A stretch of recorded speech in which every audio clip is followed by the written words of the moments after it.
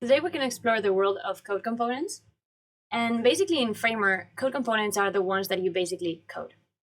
You have design components, which you design from the canvas, and you have code components, which you type the code for it. Under the hood, they are basically just TypeScript and React. And it is a TSX file, which is actually stored in your code folder in the Framer X project, as we showed in some of our last videos. You don't have to use TypeScript or React per se. Framer also allows you to render anything, such as, for example, HTML elements, and you can just style them with basic CSS. So setting up your first code component is not that hard. You can just say div and hello world, and that will work as well. But actually, let me show you some different kind of components that, that you can create with Framer. So the first thing we'll need to do is to go to the Code tab, and here you can obviously create a new one. But I'll just get the examples from our Code tab, so you see some different ones. So the first one we have here is just an animate. You basically have a frame from our library, and then you animate it somehow. And if actually we preview it, this animates. So that is just really basic, really nice. This, as you see, literally 5 lines of code here, and well, actually 6, and yeah. So you can easily start. You also have the API documentation that you can always go to. So when you want to do some interactions, you can always combine them. Then another kind of code components that we can do here is controls. So basically, you can add property controls to any of your code components. So you can tweak the properties of this code component in the canvas. Because if I look at my components, and this is the first one I showed, animate, it doesn't actually allow me to change anything from this blue box, right? But if I actually go to the controls one, you'll see that it actually allows me to change the radius, and I can actually make changes. So these property controls are the ones that are going to enable you to communicate with your designers, with the rest of the team that, for example, may not be able to actually go into the code and just tweak any property from the canvas. There are obviously a lot of different ones, and we have some more advanced here using some hooks from our library. We also have some draggables, and well, there are like a lot. So as we see here, the first kind of use case of a code component could be an interactive code component, which just moves and you can interact with it. Another type of code component that you can come across is actually a code component that comes from your library. So what Framer allows you to do as well is basically you can go into your existing component library in React, and you can import these components and use them. So as a designer, for example, I'm used to actually, when I have primary, secondary, and default button, I would actually have to design them all the time.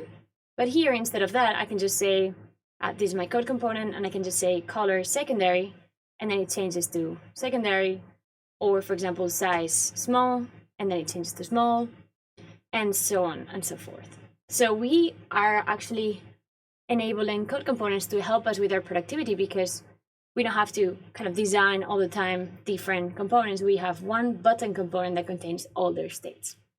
There's another example, this material UI, but you could also use, for example, and components. They are in the public store here, and it's a really well done package. You have some basic and components that you may need, and it's the same thing. Basically, you have the different sizes, you have different shapes, and you have also different types, and so on and so forth. There are also interesting ones, such as, for example, you can look for the icon, because code components can also be hooked up to an API. It's actually super useful. And but how do you actually use them, right? Because why would I use a code component if I can just use design components? So this is a good example. These are Learn Design System, and these are also code components. So if I actually go into, for example, here, you see that it's an input, and I can set a placeholder and such. So you can basically create interfaces with interactive components already. So let me show you this prototype. Basically, you have an email address, and I'm just gonna enter my email address. Like, hey, it's not a valid email address. So let's say I at framer.com. Okay, now it actually recognizes a good email address. Here I actually don't have the button enabled because I haven't entered my password yet. So let's see. Okay, now I actually can sign in. So all these things are things that you can do with code components. This enabled or disabled is actually done through code overrides. So you can combine code components, code overrides, and achieve these results. So yeah, and you can, as I mentioned before, set validations, messages, toggles at toggle, and well, much more. And another thing that you can do with code components is also combine design components with, for example, data or something else that you want. So in this case, for example, we have a design component. This is literally just see in the layer panel, it's just a frame.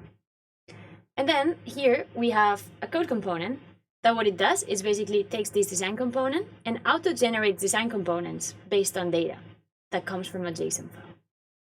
I'll show you the code, don't get scared.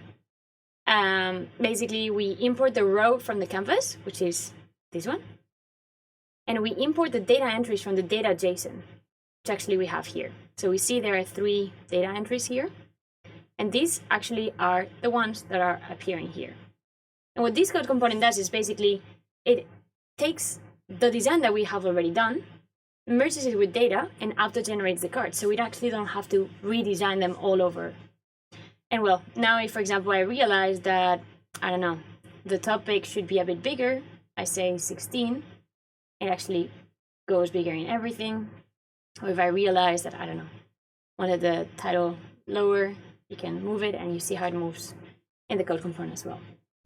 So as I mentioned, code components can be super versatile, but you can have them for interactions, you can have them coming from your own design system, or you can also merge design components with actual data or APIs or JSON files, anything you want.